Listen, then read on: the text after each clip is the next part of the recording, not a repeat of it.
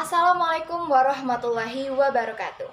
Halo semuanya, perkenalkan saya Rizky Ayuni dari jurusan Akuntansi, program studi D4 Akuntansi Sektor Publik, Politeknik Negeri Sriwijaya.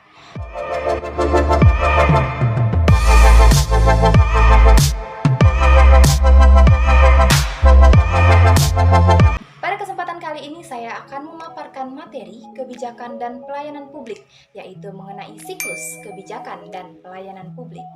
Tapi sebelum itu, teman-teman sudah tahu belum sih apa yang dimaksud dengan kebijakan publik? Kebijakan publik secara sederhana dapat didefinisikan sebagai segala sesuatu yang dinyatakan oleh pemerintah untuk dikerjakan atau tidak dikerjakan.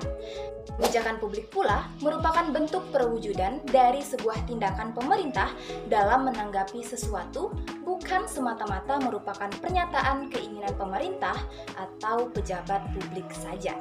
Perlu diketahui juga, kebijakan publik adalah rancangan yang dilembagakan untuk memecahkan masalah yang relevan dalam dunia nyata dan dipandu oleh konsepsi serta diimplementasikan oleh program sebagai rangkaian tindakan yang dibuat dan atau ditetapkan, khususnya oleh pemerintah dalam menanggapi masalah sosial. Maka dari itu, untuk dapat mewujudkan kebijakan publik tersebut, salah satunya dilakukan melalui serangkaian tahapan atau proses yang biasa dikenal dengan siklus kebijakan.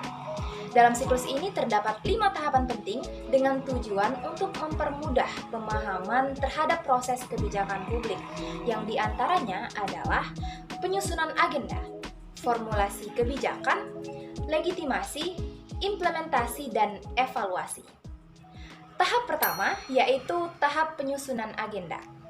Dalam penyusunan agenda, pembuat kebijakan atau policy makers membahas masalah-masalah yang masuk dari masyarakat dan diteruskan lalu dipertimbangkan apakah masalah-masalah tersebut perlu atau tidak untuk ditangani.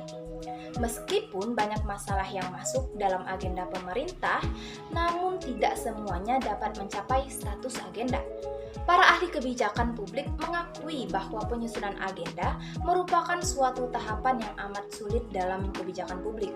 Hal ini disebabkan banyaknya aktor yang terlibat dalam bervariasinya kepentingan yang mereka wakili.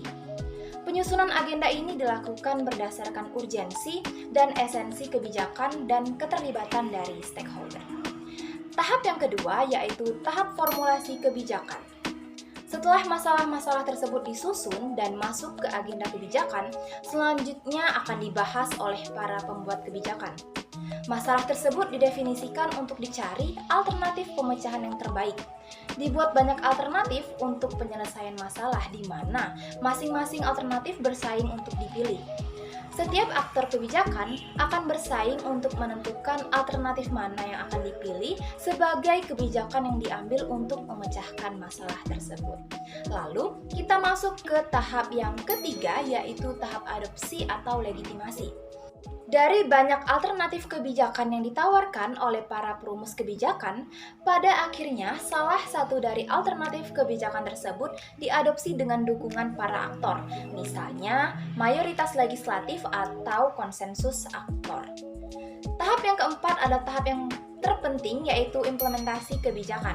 Pada tahap ini merupakan salah satu tahapan yang sangat penting dari keseluruhan proses kebijakan publik karena tahap implementasi kebijakan ini menjadi cara alternatif untuk mewujudkan kebijakan yang telah ditetapkan dan selanjutnya akan dilaksanakan oleh unit-unit administratif dengan memobilisasi berbagai sumber daya yang ada. Tanpa adanya implementasi, maka suatu kebijakan yang dirumuskan akan menjadi sia-sia. Sebab tahapan ini menjadi penghubung antara formulasi kebijakan dengan kebijakan yang akan dihasilkan nantinya. Dan tahapan yang terakhir yaitu tahap evaluasi kebijakan.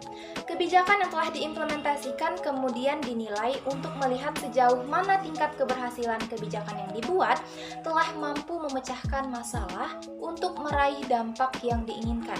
Secara umum, evaluasi kebijakan dapat dikatakan sebagai kegiatan yang menyangkut estimasi atau penilaian kebijakan yang mencakup substansi, implementasi, dan dampak. Lalu, perlu ditentukan pula ukuran-ukuran atau kriteria-kriteria yang menjadi dasar untuk menilai apakah kebijakan publik telah meraih dampak yang diinginkan. Oleh karena itu, evaluasi kebijakan tidak hanya dilakukan pada tahap akhir saja, melainkan dilakukan dalam seluruh proses kebijakan. Baiklah, itulah tadi penjelasan singkat mengenai siklus kebijakan publik. Semoga bermanfaat bagi kita semua dan dapat menambah wawasan. Sekian dari saya akhiri. Wassalamualaikum warahmatullahi wabarakatuh.